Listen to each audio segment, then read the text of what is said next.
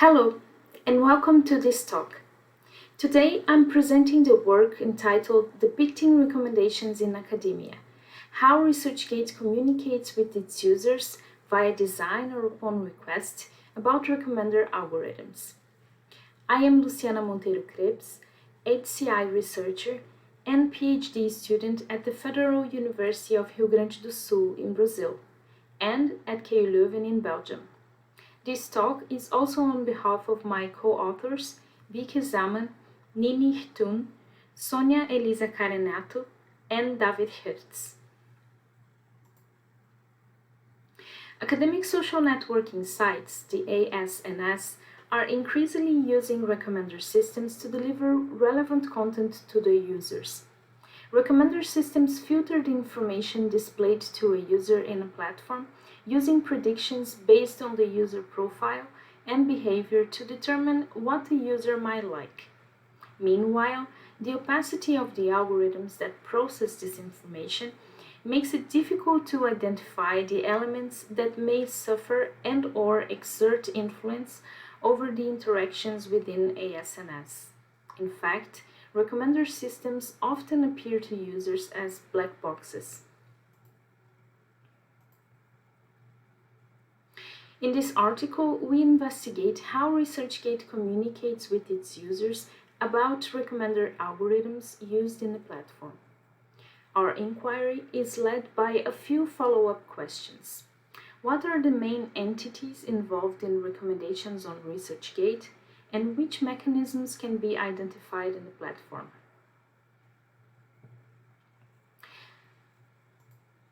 We conducted a social-technical analysis of recommendations on ResearchGate in light of the Mediation Framework from Livro. The Mediation Framework contains three elements of infrastructure: the artifacts, practices, and arrangements.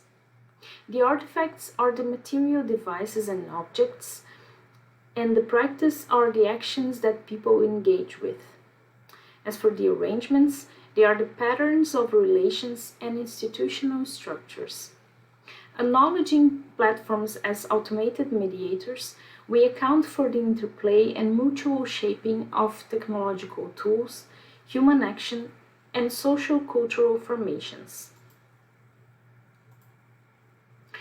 To analyze recommender systems in social online platforms, we also must understand their building blocks.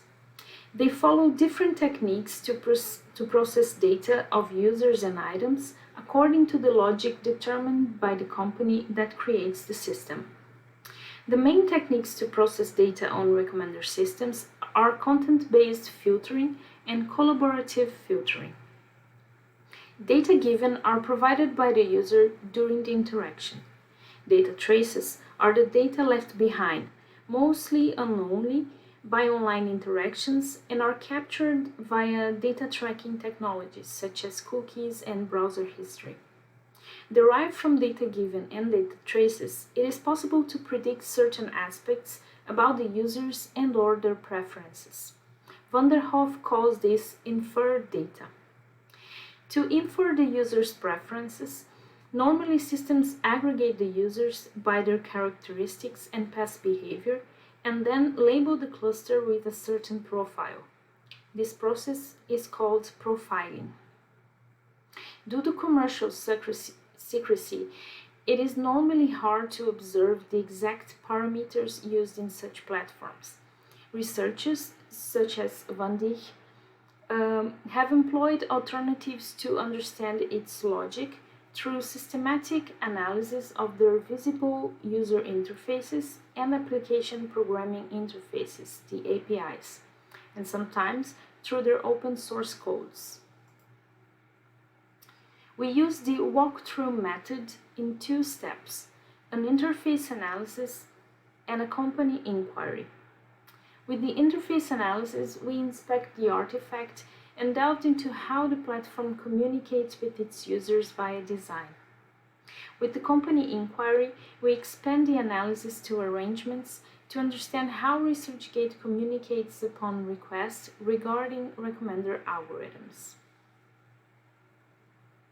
We performed the interface analysis in two phases.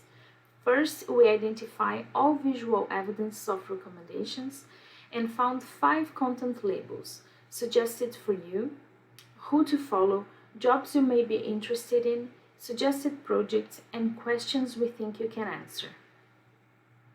We identify the entities by analyzing the link to independent pages and the reference to other entities. For example, by clicking in suggested projects, one can see an independent page for a research project with several attributes. The research project is also connected with other entities, the researcher, people who work on that project, and publication, papers derived from that research project. Secondly, we inspected each of the entities in more depth to describe their corresponding visible attributes. The interface analysis resulted in the identification of 6 main entities involved in recommendations: researcher, institution, publication, research project, job, and question. An item container with the user's skills and expertise in the right column of the questions page show how important the keywords are to recommendations. The container shows the sentence: "We use your skills and expertise to show you relevant questions. You can edit your skills and expertise at any time," which is followed by a list of keywords that represent the user's skills and expertise. Contrasting this with information received from the company inquiry, we found interesting results that show the platform is not totally clear with the user in this regard. We will come back to that shortly. For the company inquiry, we made a data access request based on the General Data Protection Regulation, asking the data for the platform of one of the authors that is also a ResearchGate user. We asked for the explanation on how they create the recommendations. After receiving their answer, we compared what was stated in their explanatory text with the data set provided and also the findings from the interface analysis.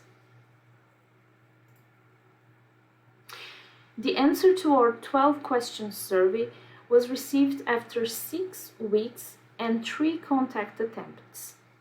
The dataset contains 7-page explanatory text document, 22 HTML files, and 11 PDF files.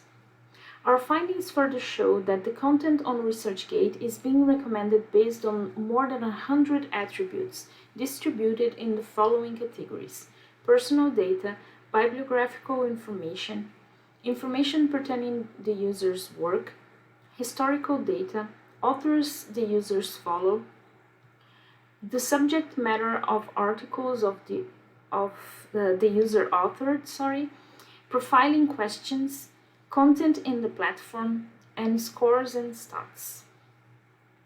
This contrasts greatly with their first answer in the first contact with the company, where ResearchGate stated they use metadata such as name of published articles and users' past interaction with the site, obtained partly by cookies to form the recommendations. These are only 2 of the many attributes we could identify on the dataset. The results also show high level of inference in the user profiling. While there were 22 keywords registered by the user as skills and expertise on the interface, the HTML file of the same user presented 67 keywords. This means that only 33% of the keywords used in recommendations were informed by the user. 67% are based on algorithmic inference. It is not clear, however, how these keywords were selected or how the match between keywords and recommended content is made. As for sponsored content, ResearchGate listed the following information categories: personal data provided by the user, personal data collected by the platform, and personal data inferred by the platform based on the use of service and the internet. The three categories are broad enough to include any kind of personal data, which is too vague to answer the inquiry. The information provided was also incomplete.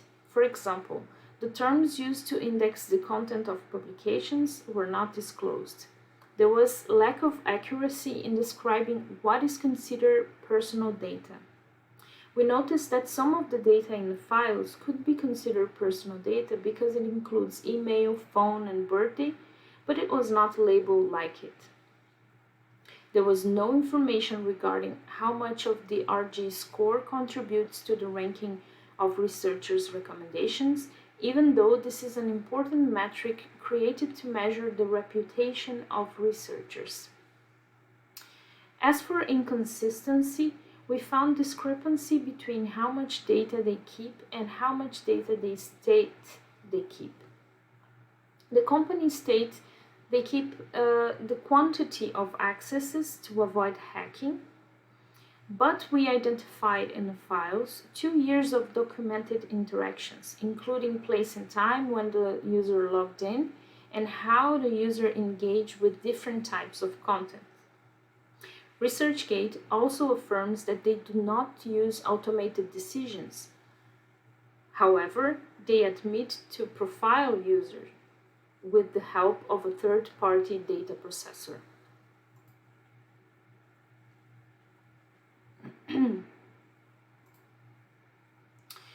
Comparing our findings with previous studies, we observed that most of the users' practices in ASNS are mediated by algorithms, even though this is not always clearly communicated to the user.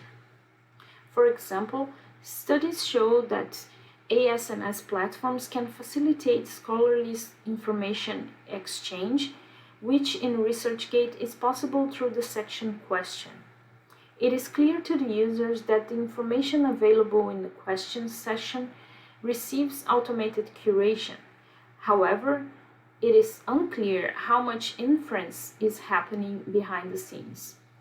Moreover, the sentences on the interface saying that the platform employs the user's skills and expertise to show relevant questions and that the users can edit their skills and expertise at any time can misinform the user.